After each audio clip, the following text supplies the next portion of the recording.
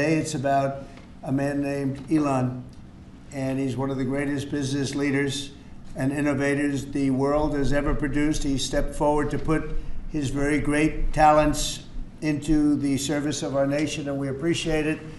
And I just want to say that Elon has worked tirelessly helping lead the most sweeping and consequential government reform program in generations. And you know the kinds of things that he's found and his people have found. He's brought a group of very smart people in, and they found things that are pretty unbelievable. I have to say that the numbers that we're talking about are substantial, but they're going to be very much more substantial with time, because many of the things that we're working on right now, we're going to have to remember Elon as we find them, but the numbers could double and triple because many things, we don't want to go out with them until we're sure, but we've found things that are unbelievably stupid and unbelievably bad. With the Department of Government Efficiency, Elon's delivered a colossal change in the old ways of doing business in Washington. DOGE has installed geniuses with an engineering mindset and unbelievably talented people in computers. I actually asked Elon one time, what's their primary thing? And they have a lot of primary things, all having to do with being smart. But he said the thing that they're really the best at is working with computers, so that they can't be outsmarted by somebody that's not so honest, that happens to also be good with computers, but not as good as these people. But the mindset in the senior ranks of every federal department, and it's really changed. And with Elon's guidance, they're helping to detect fraud/waste and modernize broken and outdated systems. So as you know, we're talking about various systems and changing systems. And you know, sadly, it takes a long time to do that. You'll change, let's say, a system at IRS and computerize it properly, where the job can be done in 1/10 the time, but it takes sometimes years to rebuild those systems. But we've started, in many cases we've started. I will say that this has less to do with Elon, but the air traffic control systems, we're bidding out to the best companies in the world, those systems right now. They were what the previous administration was horrible what they did. They spent billions and billions of dollars, and in the end, it didn't even come close to working. They tried to hook up wire to copper, and it can't be done. And they just spent billions of dollars and just wasted money. Actually made the system much worse. So we're going to get a brand new modern system. Congress is working with us on that, and we're going to get it done as quickly as we can. But it's in the works, and once it's done, it'll be good for 30 years. But we have a system that's 48 years old, and would have a modern computer hooked into a very outdated computer, and they don't hook up. I mean, they didn't hook up. So after spending billions of dollars, they turned on the system, and in never any cases, from local to countrywide, they never worked. More than 75,000 bureaucrats have voluntarily left their taxpayer-funded jobs to come out and really do the job. Countless wasteful and unnecessary contracts have been terminated, and you know that we have terminated many contracts, and many contracts, Elon, are right now being looked at. Yes. And it may be 6 months, it may be almost a year in some cases. We're going through procedures, we're going through courts, and we'll remember you as we announce billions of dollars of extra waste, fraud, and abuse. Just as an example, DOGE canceled $101 million for DEI contracts at the Department of Education, $101 million, and that was just in a small section of the Department of Education. $59 million for illegal alien hotel rooms in New York City, and the landlord never made the kind of money that he made in the last short period of time. $59 million to a hotel in New York City. $45 million for diversity, equity, and inclusion scholarships in Burma. In Burma, does anyone know about Burma? $42 million for social and behavioral change in Uganda. $40 million to improve the social and economic inclusion of sedentary migrants. I can say it's $2 billion to Stacey Abrams and her environmental movement. There was $100 in the account, and all of a sudden they found $2 billion in the account. And I assume that's being looked at. I don't know, I'm not sure, but I assume that's being looked at. Think of that, $2 billion. And then Lee will tell you there's another one over there for $20 billion being spent on another environmental question. 20 billion, not 20 million, a lot, not 200,000, which is a lot. So think of it, in her case, you have $100, and now all of a sudden she gets hit with an infusion of $2 billion just before I take office.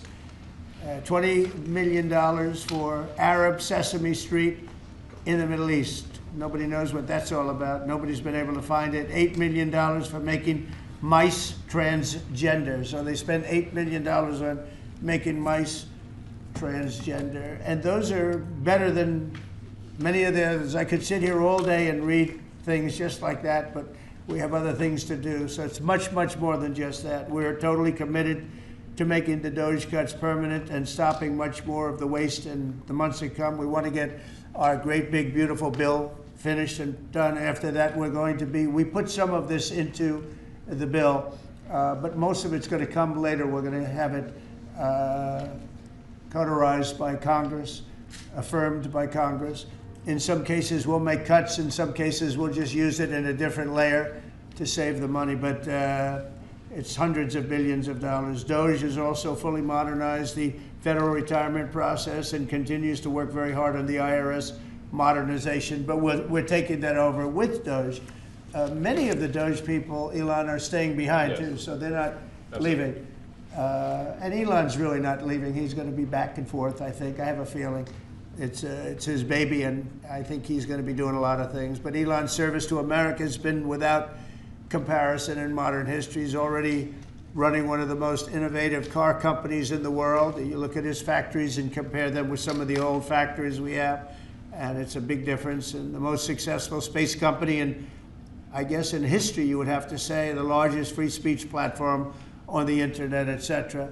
Yet Elon willingly, with all of the success, he willingly accepted the outrageous abuse and slander and lies and attacks because he does love our country. I know that very much. He loves our country. He comes from another country, a country that's going through trials and tribulations, I would say. But he's all about the USA, and Americans owe him a great debt of gratitude. So I just want to thank Elon for his time as a special government employee. Can you imagine? They call him an employee, but it's a special government employee, and for coming and helping us. And he really has changed the mindset of a lot of people. A lot of people thought, maybe we'll cut 1% or 2% or 3%. Then they said, wow, we can cut a lot more than that. And we're going to do it very surgically. We're going to continue on the march. We're making America great again. When I was in Saudi Arabia, and we were in, as you know, three really great countries, predominantly the three. Qatar was great, UAE was great, Saudi Arabia, incredible. Such an incredible experience to be in those three countries. But the Crown Prince of Saudi Arabia, and I must tell you, the great leaders of the other two that we just mentioned, they all said the same thing, that the United States is the hottest country right now anywhere in the world. And 6 months ago, we thought it was dead. It was like a dead country. And it would have been a dead country if we didn't have the right result on November 5th. There would have been a horrible, horrible situation was going on with the borders, with transgender for everyone, men playing in women's sports, and so much more. But they were saying the hottest country anywhere in the world. And then I played that little clip because that was one person who's respected, or two people, because Joe was in that one too. Joe's a good man. But that was one group of people saying something about the success of what we've done over the last 4 months. They cannot believe it.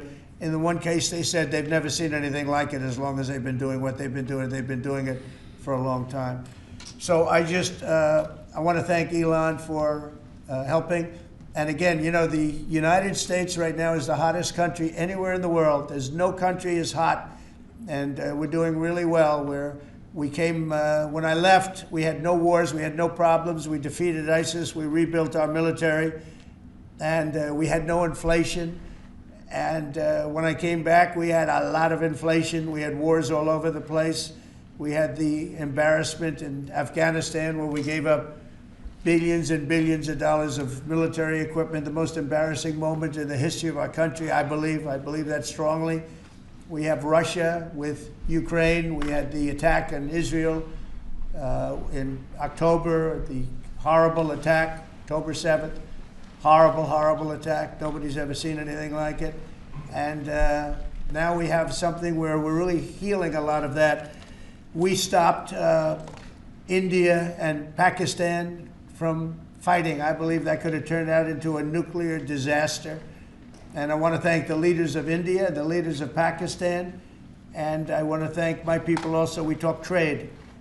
And we said we can't trade with people that are shooting at each other and potentially using nuclear weapons. And they're great leaders in those countries, and they understood and they agreed. And that all stopped, and we're stopping others from fighting also, because ultimately we can fight better than anybody. We have the greatest military in the world. We have the greatest leaders in the world. We put one of them in charge of the Joint Chiefs of Staff, as you know, General Raisin Kane. And we wiped out ISIS, completely wiped out ISIS in 3 weeks. They said it would take 5 years, and we did it in 3 weeks. And that's the way it is, but we don't want to have to use our military. We want to be peace through strength when we can, and that's the way we're going to have it. So I just want to thank Elon and all of his people. Most of those people are staying, almost all of them are staying, and they're going to be with us. And you're going to see the results coming long into the future. Even a year and 2 years later, you're going to see a lot of the results, and those hundreds of billions of dollars are going to be adding up, and they're going to continue to add. It'll be interesting, really interesting to see what the final number is going to be. But again, Elon gave an incredible service. Nobody like him, and he had to go through the slings and the arrows, which is a shame because he's an incredible patriot. The good news is that 90% of the country knows that, and they appreciate it, and they really appreciate what he did. And I gave him a little special something we have here. Thank you. A very special that I give to very special people. I have given it to some, but it goes to very special people, and I thought I'd give it to Elon as a presentation from our country. Thank you. Thank you, Elon. Thank you. Take care of yourself. Thank you. You see the lock. The lock on this is amazing. That's right. Large lock. Well, let me say perhaps a few words that this is not the end of DOGE, but really the beginning. My time as a special government employee necessarily had to end. It was a limited time thing. It's 134 days, I believe, which ends in a few days. So, so that it comes with a time limit.